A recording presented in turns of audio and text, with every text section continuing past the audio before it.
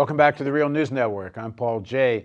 We're continuing our discussion about U.S.-Saudi relations, and in this segment we're going to talk about Saudi-Iranian relations and just why Saudi Arabia seems to see Iran as such a mortal enemy, seem to see Shia across the Arab world as such a mortal enemy. Now joining us again from London is Madawi Al-Rasheed. She's a visiting professor at the Middle East Center at the London School of Economics and Political Science. Her recent publications include A History of Saudi Arabia and A Most Masculine State. Thanks for joining us again, Madawi. Thank you. So we know from WikiLeaks, we know from various sources, the Saudis would like the United States to attack Iran. There's a direct quote from King Abdullah saying it's time for the Americans to cut the head off the problem, which meant the regime change in Iran. I've talked directly to people, myself and other journalists have, who have Saudi connections. And the Saudis are probably more serious about wanting to draw the United States into a war with Iran than perhaps even the Israelis are. At least in Israel, you can hear from various official sources and retired security intelligence chiefs that they don't think Iran's an existential threat, that this is mostly political posturing by Netanyahu and so on. But the Saudis seem really serious about all this. Why? Well, there are many reasons. Saudi Arabia has the ultimate objective of becoming the arbiter of regional politics, of being the only power, regional power in the Middle East that the US and others can rely on.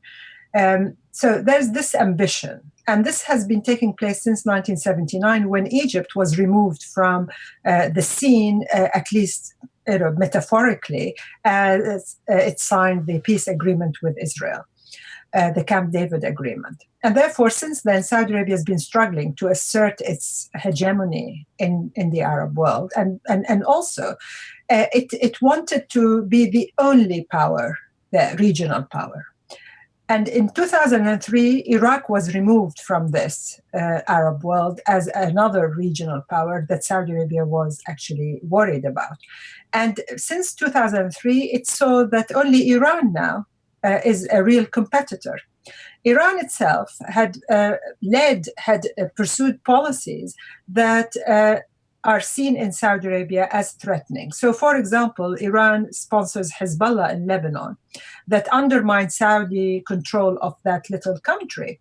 Iran also has very strong relations with Bashar al-Assad, and it is probably one of the dominant countries that have serious presence in Iraq. So Saudi Arabia feels that it is now surrounded by Iraq from the north. On top of that, Saudi Arabia accuses Iran of sponsoring and supporting the Houthis in Yemen on its southern border. In addition to, of course, the Bahrain uprising, which in the Saudi official narrative is a purely Iranian conspiracy. Now, can I ask you quickly about that? Because, we talk to journalists who have reported on Bahrain and others who know the situation. They all say that there's simply no truth to that, whether there's some Iranian influence perhaps, but they're not driving it and they're a marginal influence. Do the Saudis not know that? I mean, do they really believe this is Iran, or they use this as a way to sort of drum up anti-Shia hysteria? Well, it is irrelevant whether there is evidence or not. This is political rhetoric. And for example, with the Houthi Shia in Yemen, we know that several independent reports, for example, the conflict crisis report said clearly that there is no evidence that Iran is supporting the Houthis in 2009. In Bahrain itself, there is the Bassiouni report, which was an independent report commissioned by the Bahraini king after 2011 and the clashes in Bahrain, which said clearly that there is no evidence that Iran is actually supporting the Bahraini opposition.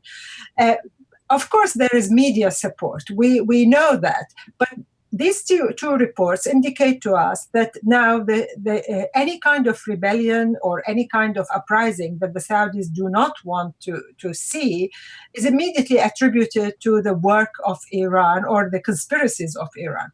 But we know that Iran does support certain groups. For example, Hezbollah, that is clear. And therefore, Saudi Arabia uses this kind of Iranian threat in terms of penetrating Arab society and including Saudi Arabia itself. And there is some truth. I mean, Iran is not some kind of Switzerland. Iran does want to be a regional power and have influence. Absolutely. I mean, what we are seeing now is a competition between two regional powers that are trying to partition the Arab world.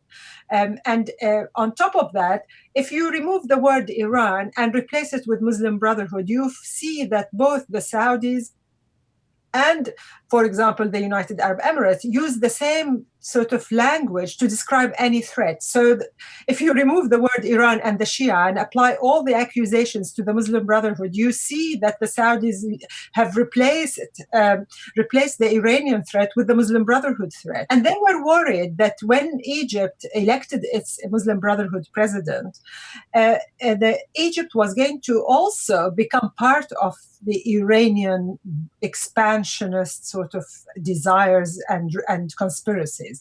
And they were worried that Egypt, under the Muslim Brotherhood, would drift towards Iran. Obviously, let me understand something, because I thought the Muslim Brotherhood was quite closely connected with Qatar, and which is a kind of a split between Qatar and Saudi Arabia. Was the Muslim Brotherhood not closer to Qatar than it is to Iran?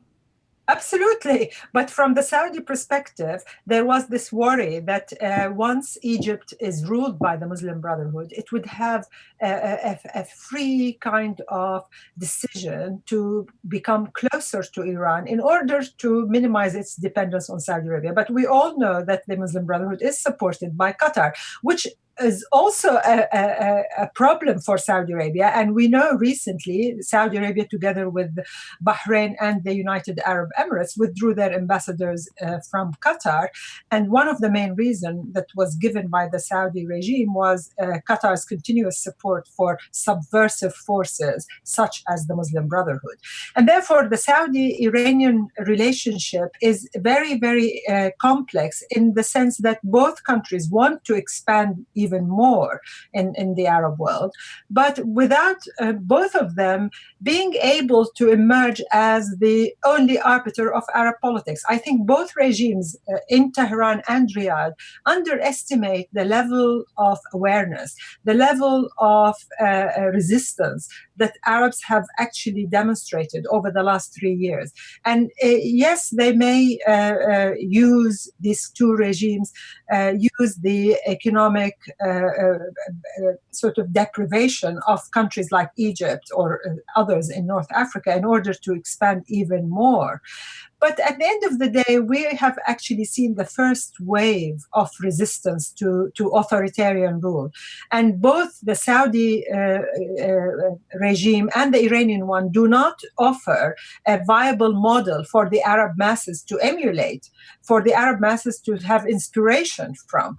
And therefore, both of them are actually fighting a lost battle, because at the end, these youth that have demonstrated and paid a high price in places like Egypt, Tunisia, Bahrain, Yemen, and elsewhere, they are not going to be easily co-opted. I think we have just seen the first wave where both Saudi Arabia and Iran were trying to manipulate the outcome, and even in the case of Saudi Arabia, destroy the prospect for democracy in the region. And as long as this conflict over the regional sort of hegemony in the Arab world continues, hence Saudi Arabia was very worried about a kind of rapprochement with Iran organized under the auspices of Western government that would lead to Iran being brought back to the international community as a respected member. And therefore, Saudi Arabia wants to be seen as the only reliable ally. It has used all its powers, its means in order to achieve that objective. One worrying strategy that the Saudis have used is this sectarianism. So Saudi Arabia presents itself as the protector of the interest of Sunni Islam and want to gather support from other Sunni monarchies, for example, Morocco and Jordan. And Iran presents itself as the country that would secure the interest of the Shia. So we are facing here the degeneration of the Arab world into sectarian conflict that is beginning to actually become, that has reached a very ugly phase. And I can't see how this can be stopped without these two countries reaching a kind of agreement between them that this sectarian conflict is going to have bad and influence in both societies. Well, maybe this is part of the way they want to deal with the Arab awakening. That if they can involve the societies in sectarian warfare, it's a way to sidetrack and sideline the more mass opposition to authoritarian rule. Yes, and also it gives a regime like Saudi Arabia the pretext of suppressing any kind of uprising or demand for democracy on the basis that the alternative is going to be chaos. And in fact, the Saudi regime seems to be comfortable with the chaos that is still ongoing in places like Egypt or Syria, because it is giving an indirect message to its own domestic population that change means chaos. It doesn't mean change towards the better. In fact, it is worse. And therefore, it can absorb any kind of demands for democracy or change and can repress any kind of demonstration under the pretext that this is chaos. And the American perhaps rapprochement with Iran, I mean, they haven't made a deal yet, but it seems they want to. They seem to be headed there. Of course, it could all fall apart. But do the Saudis see this as an American move to kind of restrict their power and use Iran to sort of play off against the Saudis? It's certainly the way it is interpreted in Riyadh. And it is the Saudis made it very clear through the official media, which is also not a free media, and you can't find any debate of the Saudi approach. And therefore, the repetition that this rapprochement with Iran is going to be at the expense of Saudi interest. And it is almost like, if the US moves towards greater understanding or a kind of coexistence with Iran, it is bound to be negatively interpreted in Riyadh. Okay.